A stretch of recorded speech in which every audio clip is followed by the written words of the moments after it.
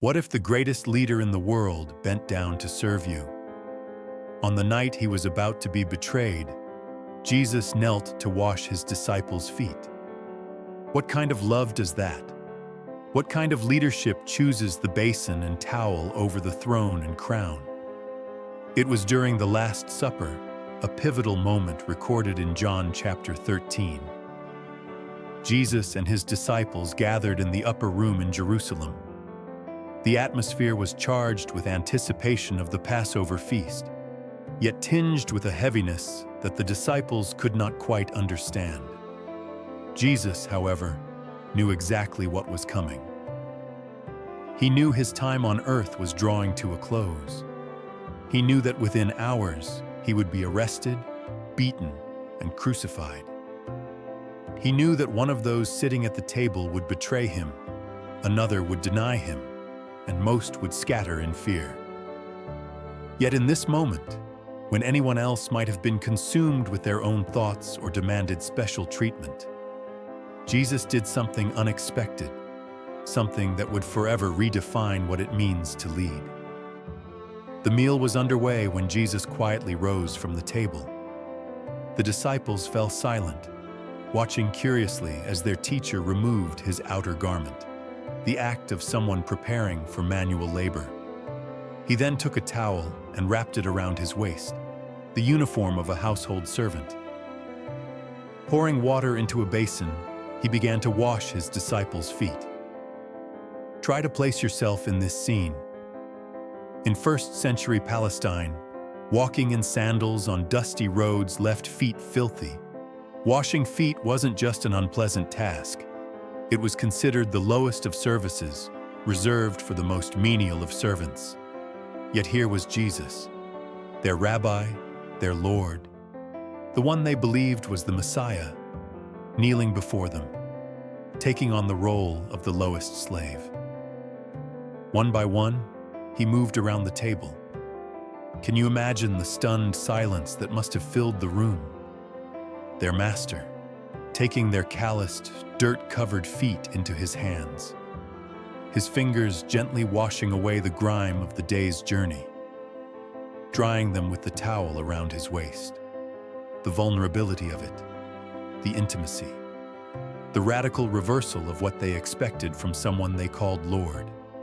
And yes, he washed everyone's feet, even Judas, the very one who would betray him within hours. Jesus knelt before the man who had already arranged to hand him over to the authorities. He knew what was in Judas's heart, the betrayal, the greed, the darkness. Yet he still served him with the same gentle care he showed to all the others. This wasn't just humility. This was love beyond comprehension. Then he came to Peter, always quick to speak what others might only think. Peter couldn't bear the sight of his master lowering himself this way. "Lord, are you going to wash my feet?" he protested, the discomfort evident in his voice. When Jesus confirmed this was indeed his intention, Peter's resistance grew stronger. "No, you shall never wash my feet."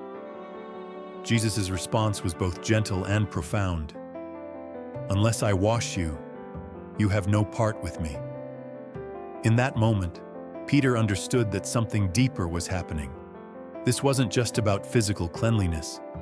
This washing symbolized something spiritual, something essential to their relationship with Jesus.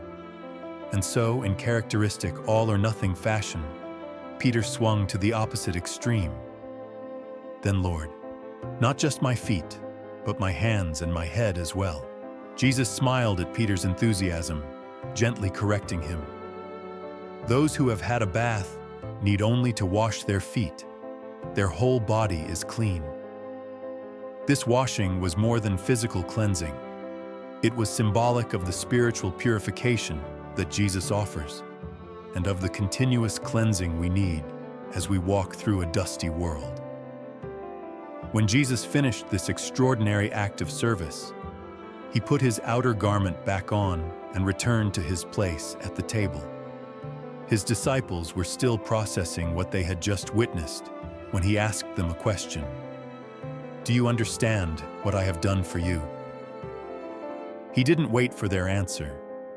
"You call me teacher and Lord, and rightly so, for that is what I am. Now that I, your Lord and teacher, have washed your feet, you also should wash one another's feet. I have set you an example that you should do as I have done for you." With this simple yet profound act, Jesus completely flipped the definition of leadership on its head. In a world where leaders demanded service and lorded their authority over others, Jesus served. The master became the servant. The highest took the lowest position. The Creator knelt before His creation. He wasn't just cleansing their feet, He was preparing their hearts, preparing them for what true greatness looks like in God's kingdom, preparing them for the new commandment of love that He would give them shortly after. "Love one another as I have loved you." This foot washing was love made visible. It was leadership redefined. What does this mean for us today? Everything. Leadership is not about power. It's about serving those we lead. Humility is not weakness. It's strength under control. The truly powerful don't need to prove their importance or protect their status. They're secure enough in who they are to serve whoever is before them, regardless of rank or station. Jesus didn't just teach humility, He lived it. From His birth in a humble manger to His death on a cross, His entire life demonstrated this upside-down kingdom where the first become last and the last become first. Where greatness is measured not by how many serve you, but by how many you serve.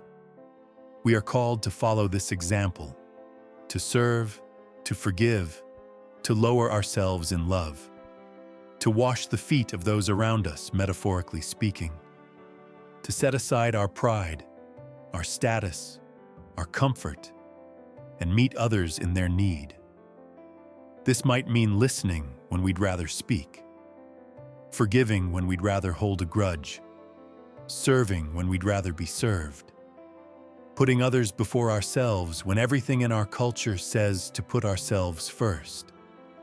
Now that you know these things, Jesus said to His disciples and says to us, you will be blessed if you do them, not just if you understand them, not just if you agree with them, but if you do them. If you live them out in tangible ways that reflect the heart of your servant King.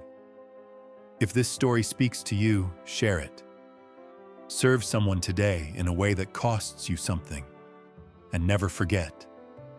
The greatest love kneels to lift others up. The truest leadership begins with humility. The path to greatness leads through service. For even the Son of Man did not come to be served, but to serve, and to give His life as a ransom for many. Praise the Lord.